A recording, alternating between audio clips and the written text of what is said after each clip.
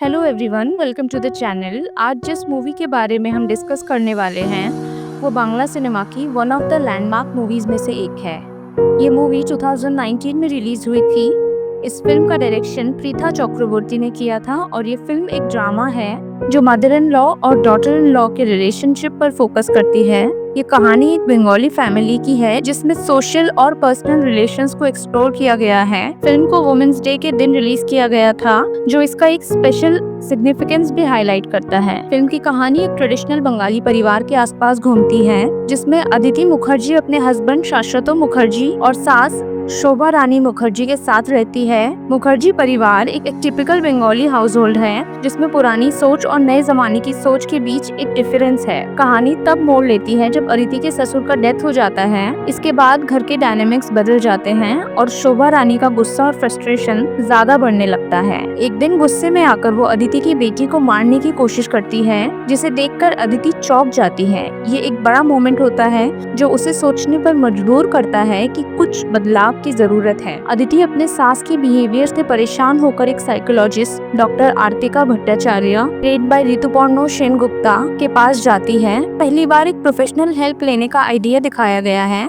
जब therapy sessions शुरू होते हैं तो धीरे धीरे दोनों अदिति और शोभा रानी अपने बीते हुए पल और अपने प्रॉब्लम्स को समझने लगती है। उन्हें ये एहसास होता है कि समाज ने उन्हें एक दूसरे के अगेंस्ट खड़ा कर दिया है। थेरेपी सेशंस के दौरान सीक्रेट्स रिवील होते हैं जो शोभा रानी के रूड और स्ट्रिक्ट बिहेवियर के पीछे की कहानी को एक्सप्लेन करता है। ये सफर सिर्फ शोभा रानी का नहीं बल्कि अदिति का भी होता है, जिसमें दोनों एक नई फ्रेंडशिप और अंडरस्टैंडिंग का फाउंडेशन रखते हैं। फिल्म काफी सारे इंपॉर्टेंट थीम्स को हाईलाइट करती है जो मॉडर्न इंडियन सोसाइटी और पारिवारिक जीवन को रिफ्लेक्ट करती है, जैसे फेमिनिज्म और वुमेन आइडेंटिटी। एक फीमेल की पहचान सिर्फ उसके हस्बैंड, फैमिली या बच्चों से नहीं होती, बल्कि उसका एक अपना इंडिविजुअल आइडेंटिटी भी होता है। शोभा रानी और अदिति दोनों एक दूसरे को समझने की कोशिश करते हैं और एक फीमेल की पहचान सिर्फ उसके घर तक सीमित नहीं हो सकती, ये सीखने लगते हैं। Mental health awareness. Indian society में मेंटल हेल्थ एक टैबू टॉपिक रहा है, पर इस फिल्म ने इस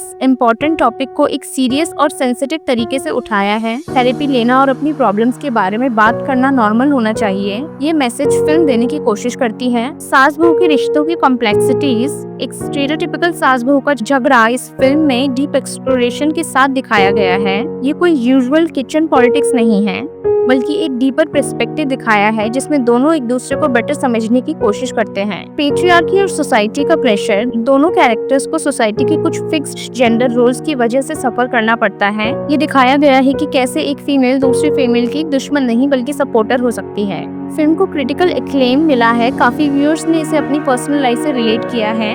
ये एक वुमेन सेंट्रिक फिल्म है जो फेमिनिज्म, मेंटल हेल्थ और इंटरपर्सनल रिलेशनशिप्स को एक फ्रेश पर्सपेक्टिव के साथ एक्सप्लोर करती है। इस मूवी का नाम है मुखर्जीदार बहू। मुखर्जीदार बहू सिर्फ एक फिल्म नहीं बल्कि एक रिफ्लेक्शन है सोसाइटी के उस एस्पेक्ट का जिसमें फीमेल्स एक दूसरे को एक फिक्स्ड रोल में देखने की आदत डाल लेती है। ये एक ब्यूटीफुल स्टोरी है रिडेम्पशन, सेल्फ डिस्कवरी और रिलेशन के नई पर्सपेक्टिव की। अगर आप एक मीनिंगफुल और थॉट प्रोवोकिंग फिल्म देखना चाहते हैं तो ये जरूर देखनी चाहिए। इसी के साथ हम इस वीडियो को यही एंड करते हैं। Thank you for watching. Like, share और सब्सक्राइब करना ना भूलें इस चैनल को, और अपने फ्रेंड्स एंड फैमिली के साथ शेयर करें ताकि हम आपको और अच्छी मूवीज रिकमेंड कर सकें। Thank you.